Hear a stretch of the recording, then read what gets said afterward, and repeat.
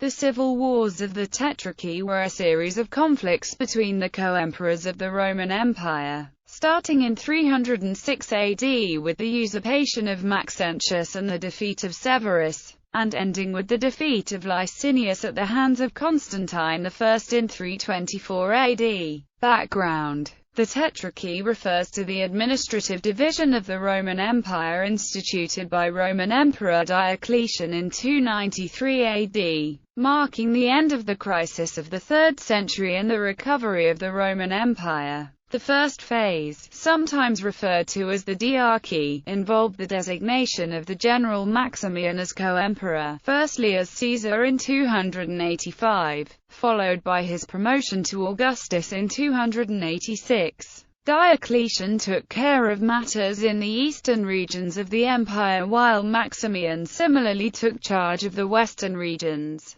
In 293, feeling more focus was needed on both civic and military problems, Diocletian, with Maximian's consent, expanded the imperial college by appointing 2 Caesars, Galerius and Constantius Chlorus. The senior emperors jointly abdicated and retired in 305 AD, allowing Constantius and Galerius to be elevated in rank to Augusta. They in turn appointed 2 new Caesars, Severus in the west under Constantius, and Maximinus Dia in the east under Galerius. Opening gambits. The death of Constantius at Eburochum in 306 AD saw the first crack in the political edifice of the Tetrarchy. Rather than accepting the elevation of Severus from Caesar to emperor, the troops at Eburochum elevated Constantius' son, Constantine, to the position of emperor. Galerius, the senior emperor, was sent a portrait of Constantine wearing a crown of laurels. By accepting this symbol,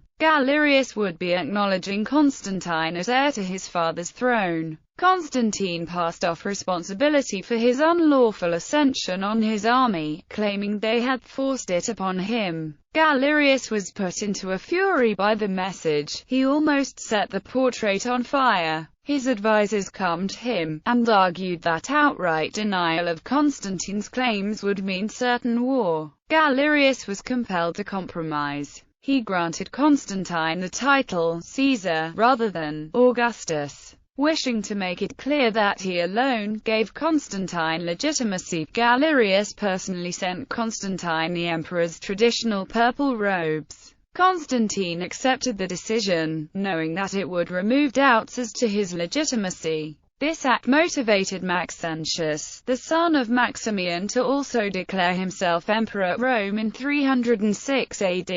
Galerius, by now fearful that others would also attempt to become emperor, ordered Severus into Italy to deal with the usurper. Severus moved from his capital, Mediolanum, towards Rome, at the head of an army previously commanded by Maximian. Fearing the arrival of Severus, Maxentius offered Maximian the co-rule of the empire. Maximian accepted, and when Severus arrived under the walls of Rome and besieged it, his men deserted him and passed to Maximian, their old commander. Severus fled to Ravenna, an impregnable position. Maximian offered to spare his life and treat him humanely if the latter surrendered peaceably, which he did in March or April 307. Despite Maximian's assurance, Severus was nonetheless displayed as a captive and later imprisoned at Tres Tabernae, before being eventually killed. The joint rule of Maxentius and Maximian in Rome was tested further when Galerius himself marched to Italy in the summer of 307 with an even larger army. While negotiating with the invader, Maxentius could repeat what he did to Severus.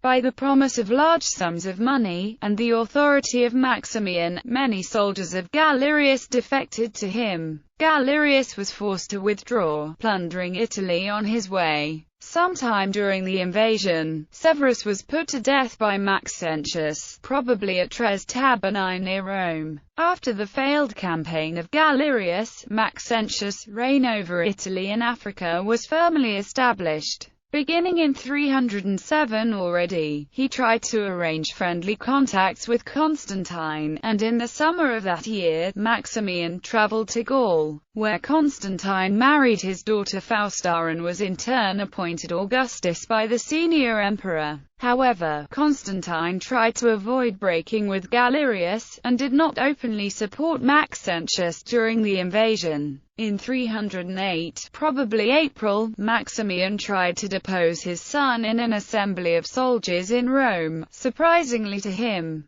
the present troops remained faithful to his son, and he had to flee to Constantine. In the Conference of Carnuntum in the autumn of 308, Maxentius was once again denied recognition as legitimate emperor, and Licinius was appointed Augustus with the task of regaining the usurper's domain. In 310, Maximian rebelled against Constantine while the emperor was on campaign against the Franks. Maximian had been sent south to Arles with part of Constantine's army to defend against attacks by Maxentius in southern Gaul. In Arles, Maximian announced that Constantine was dead and took up the imperial purple. Despite offering bribes to any who would support him as emperor, most of Constantine's army remained loyal, and Maximian was compelled to leave. Constantine soon heard of the rebellion, abandoned his campaign against the Franks, and moved quickly to southern Gaul, where he confronted the fleeing Maximian at Massilia. The town was better able to withstand a longer siege than Arles, but it made little difference as loyal citizens opened the rear gates to Constantine. Maximian was captured, reproved for his crimes, and stripped of his title for the third and last time. Constantine granted Maximian some clemency but strongly encouraged his suicide. In July 310, Maximian hanged himself. War of Constantine and Maxentius. By the middle of 310, Galerius had become too ill to involve himself in imperial politics. His final act survives. A letter to the provincials posted in Nicomedia on 30 April 311, proclaiming an end to the persecutions of Christians and the resumption of religious toleration. He died soon after the edict's proclamation, destroying what little stability remained in the Tetrarchy. Maximinus mobilized against Licinius, and seized Asia Minor. A hasty peace was signed on a boat in the middle of the Bosphorus. While Constantine toured Britain and Gaul, Maxentius prepared for war. He fortified northern Italy, and strengthened his support in the Christian community by allowing it to elect a new bishop of Rome, Eusebius. Maxentius' rule was nevertheless insecure. His early support dissolved in the wake of heightened tax rates and depressed trade. Riots broke out in Rome and Carthage, and Domitius Alexander was able to briefly usurp his authority in Africa. By 312, he was a man barely tolerated, not one actively supported, even among Christian Italians. In the summer of 311, Maxentius mobilized against Constantine while Licinius was occupied with affairs in the east. He declared war on Constantine, vowing to avenge his father's murder. To prevent Maxentius from forming an alliance against him with Licinius, Constantine forged his own alliance with Licinius over the winter of 311–12, and offered him his sister Constantia in marriage. Maximinus considered Constantine's arrangement with Licinius an affront to his authority. In response, he sent ambassadors to Rome, offering political recognition to Maxentius in exchange for a military support.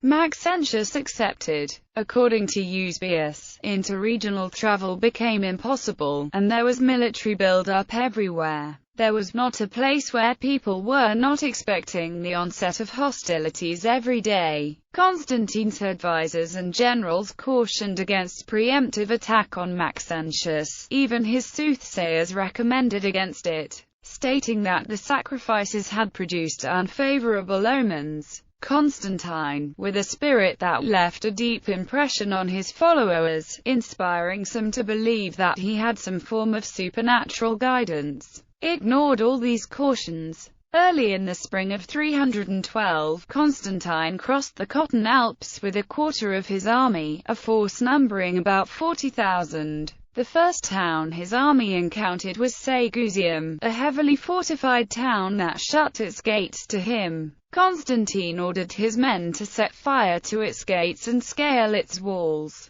He took the town quickly. Constantine ordered his troops not to loot the town, and advanced with them into northern Italy. At the approach to the west of the important city of Augusta Taurinorum, Constantine encountered a large force of heavily armed Maxentian cavalry. In the ensuing battle, Constantine's army encircled Maxentius' cavalry, flanked them with his own cavalry, and dismounted them with blows from his soldiers' iron-tipped clubs. Constantine's armies emerged victorious. Turin refused to give refuge to Maxentius' retreating forces, opening its gates to Constantine instead. Other cities of the North Italian plain sent Constantine embassies of congratulation for his victory. He moved on to Milan, where he was met with open gates and jubilant rejoicing. Constantine rested his army in Milan until midsummer 312, when he moved on to Brixia.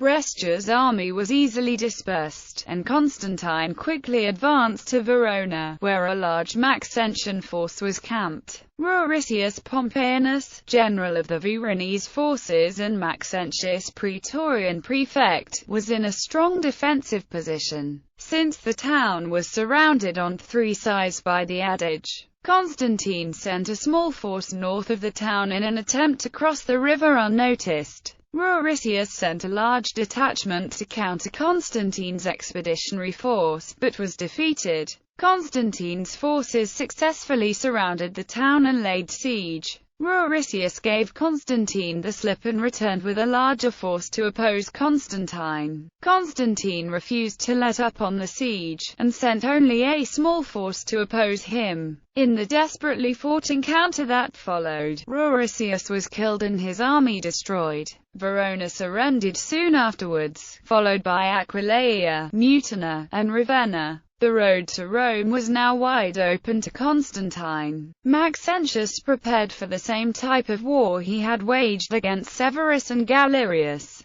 He sat in Rome and prepared for a siege. He still controlled Rome's Praetorian Guards, was well stocked with African grain, and was surrounded on all sides by the seemingly impregnable Aurelian walls. He ordered all bridges across the Tiber cut, reportedly on the Council of the Gods, and left the rest of central Italy undefended. Constantine secured that region's support without challenge. Constantine progressed slowly along the Via Flaminia, allowing the weakness of Maxentius to draw his regime further into turmoil. Maxentius' support continued to weaken. At chariot races on the 27th of October, the crowd openly taunted Maxentius, shouting that Constantine was invincible. Maxentius, no longer certain that he would emerge from a siege victorious, built a temporary boat bridge across the Tiber in preparation for a field battle against Constantine. On the 28th of October 312, the 6th anniversary of his reign, he approached the keepers of the Sibylline books for guidance. The keepers prophesied that, on that very day, the enemy of the Romans would die. Maxentius advanced north to meet Constantine in battle. Maxentius organized his forces, still twice the size of Constantine's, in long lines facing the battle plain, with their backs to the river. Constantine's army arrived at the field bearing unfamiliar symbols on either its standards or its soldiers' shields.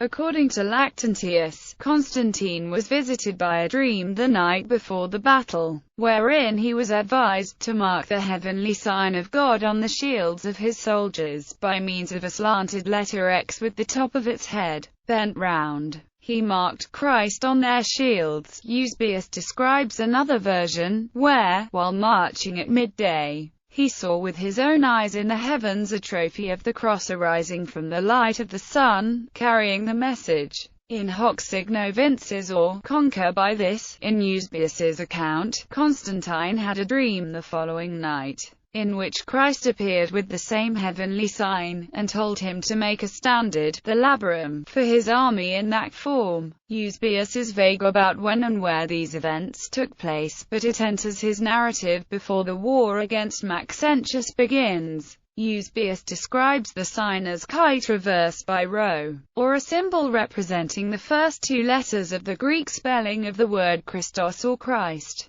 The Eusebian description of the vision has been explained as a solar halo, a meteorological phenomenon which can produce similar effects. In 315 a medallion was issued at Ticinum showing Constantine wearing a helmet emblazoned with the chi-rho, and coins issued at Siscia in 317 repeat the image. The figure was otherwise rare, however, and is uncommon in imperial iconography and propaganda before the 320s. Constantine deployed his own forces along the whole length of Maxentius' line. He ordered his cavalry to charge, and they broke Maxentius' cavalry. He then sent his infantry against Maxentius' infantry, pushing many into the Tiber where they were slaughtered and drowned. The battle was brief. Maxentius' troops were broken before the first charge. Maxentius' horse guards and praetorians initially held their position, but broke under the force of a Constantinian cavalry charge. They also broke ranks and fled to the river. Maxentius rode with them, and attempted to cross the bridge of boats, but he was pushed by the mass of his fleeing soldiers into the Tiber, and drowned.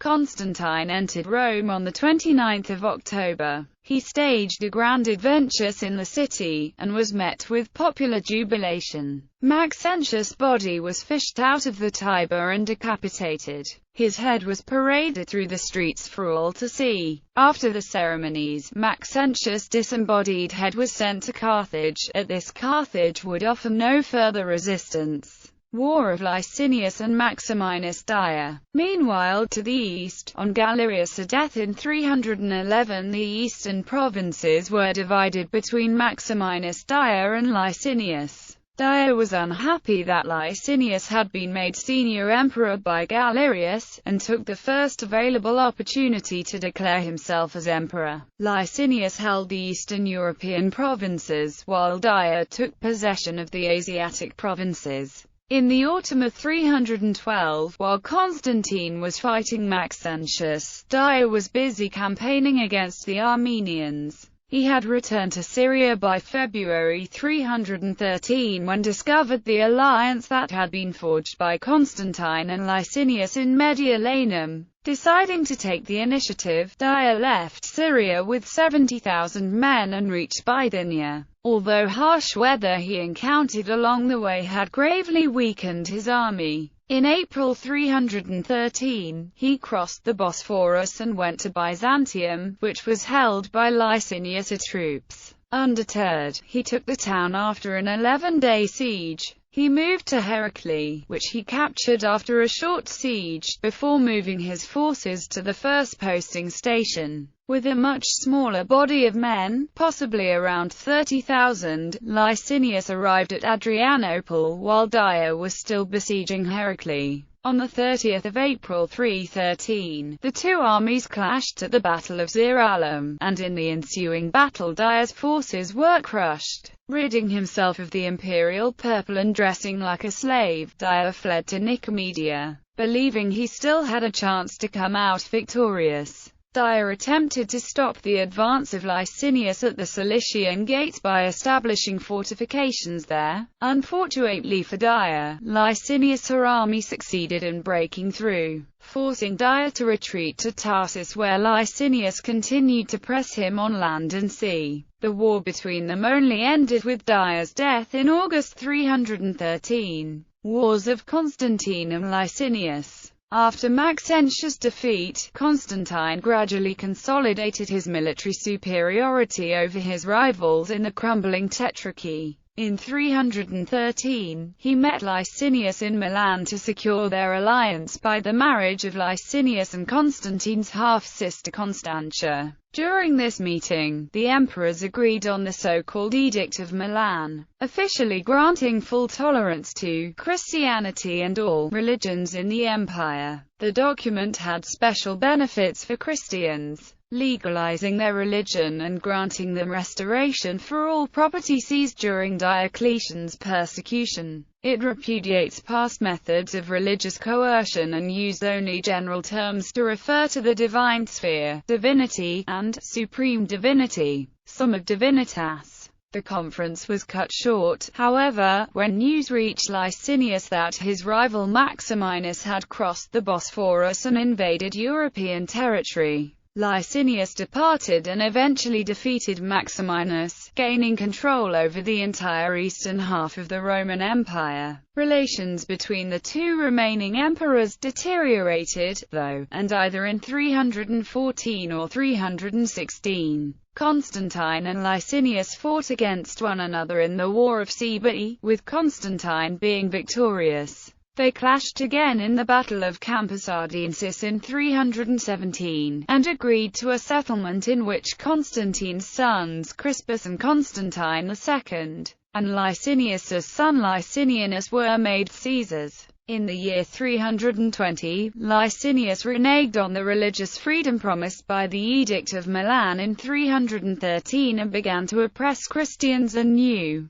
It became a challenge to Constantine in the west, climaxing in the Great Civil War of 324. Licinius, aided by Goth mercenaries, represented the past and the ancient pagan faiths. Constantine and his Franks marched under the standard of the Labarum, and both sides saw the battle in religious terms. Supposedly outnumbered, but fired by their zeal, Constantine's army emerged victorious in the Battle of Adrianople. Licinius fled across the Bosphorus and appointed Martius Martinianus, the commander of his bodyguard, as Caesar. But Constantine next won the Battle of the Hellespont, and finally the Battle of Chrysopolis on 18 September 324. Licinius and Martinianus surrendered to Constantine at Nicomedia on the promise their lives would be spared. They were sent to live as private citizens in Thessalonica and Cappadocia respectively. But in 325 Constantine accused Licinius of plotting against him and had them both arrested and hanged. Licinius's son was also eradicated.